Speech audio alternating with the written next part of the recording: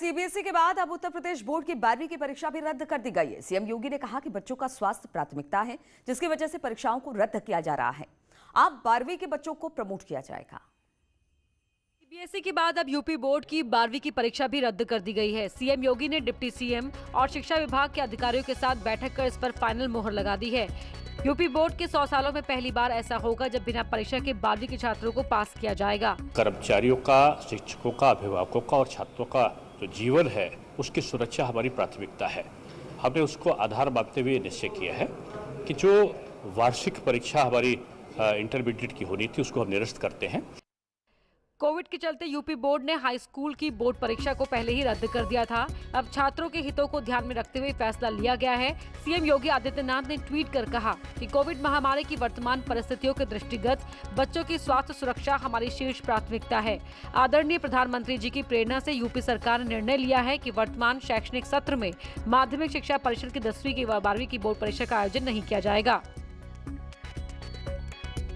और प्रधानमंत्री मोदी ने गुरुवार को अचानक सीबीएसई छात्रों के वर्चुअल सत्र में जुड़कर सबको चौंका दिया। इस दौरान प्रधानमंत्री ने कुछ बच्चों से बातचीत की। प्रधानमंत्री ने मीटिंग में छात्रों से मार्किंग का तरीका पूछा। साथ ही छात्रों के माता पिता से भी इस मुद्दे पर चर्चा की।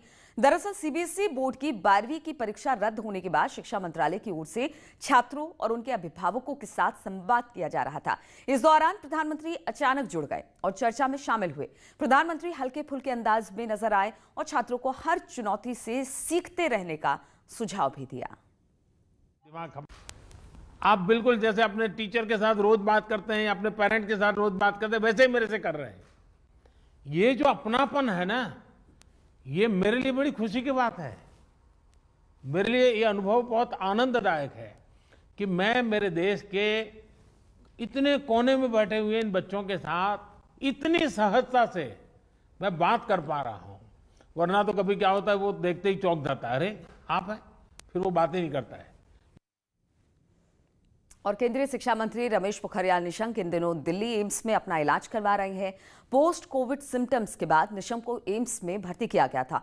इस बीच उनकी बेटी आरुषि निशंक ने अपने पिता के लिए एक भावुक कविता सोशल मीडिया पर पोस्ट की है। आरुषि ने कविता शेयर की और बचपन की यादों का जिक्र किया।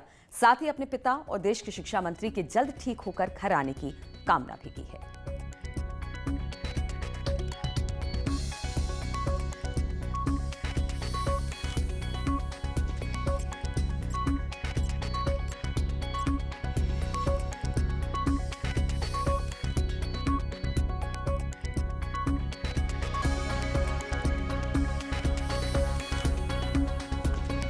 तो आरुषि ने लिखा कि आप हर बार तोड़ देते हैं मेरी चुप्पी। आज जब आप चुप बैठे हैं तो आइसोलेशन की राय ने बांध दी है मेरी मुट्ठी। बचपन में मेरे रिपोर्ट कार्ड पर दिल में आपके जैसे होती थी धुकधुकी।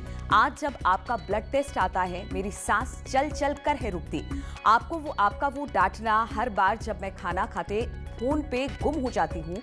मेरी चट्टान जरूरी आज थोड़ी शांत है, पर हर पत्थर ने जिससे ताकत ली वो आप हैं। निशंक वो सूरज हैं जिसने हर दिशा जलकर कभी ना खोई अपनी कांति ताप है।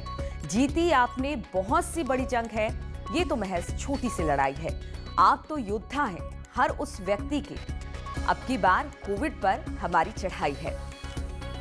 कर्मा हर बार लौट कर है आता, सब लोग ऐसा कहा करते थे।